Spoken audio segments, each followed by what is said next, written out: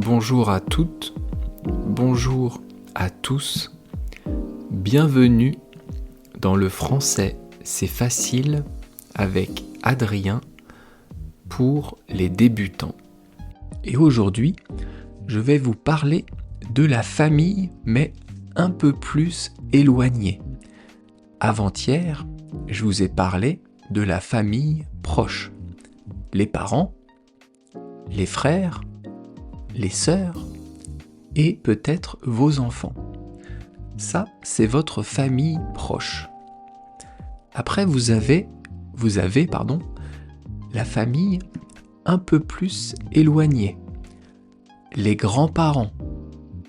Peut-être que vos parents ont toujours leurs parents, donc le père de votre père, la mère de votre père, ou le père de votre mère, ou la mère de votre mère.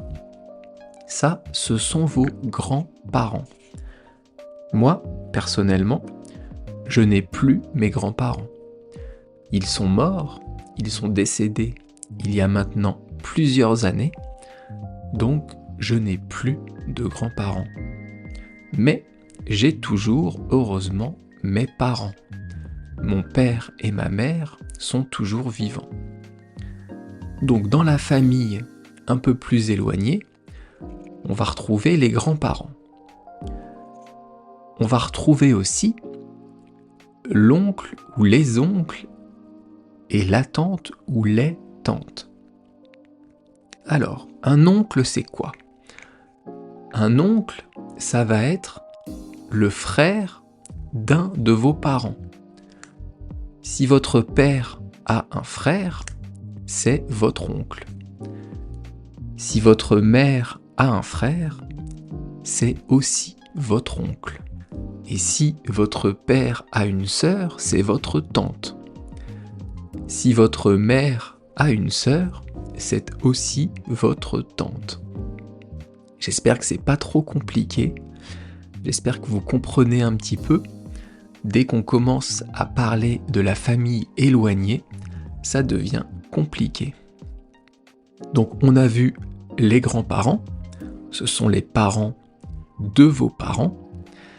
On a vu l'oncle et la tante, ce sont les frères et sœurs de vos parents. Et maintenant, on va parler des cousins. Les cousins, ce sont les enfants de votre oncle et de votre tante. Alors, on prend un exemple. Moi, ma mère a une sœur. Et la sœur de ma mère a 4 enfants. Et donc, ces 4 enfants sont mes cousins. Il y a une fille et 3 garçons.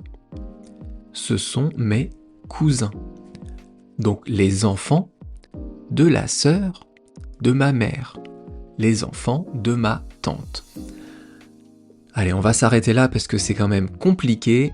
Réécoutez le podcast plusieurs fois si besoin. C'est toujours bien de réécouter pour mieux apprendre. Et moi, je vous dis donc à bientôt. Bye bye, hasta luego.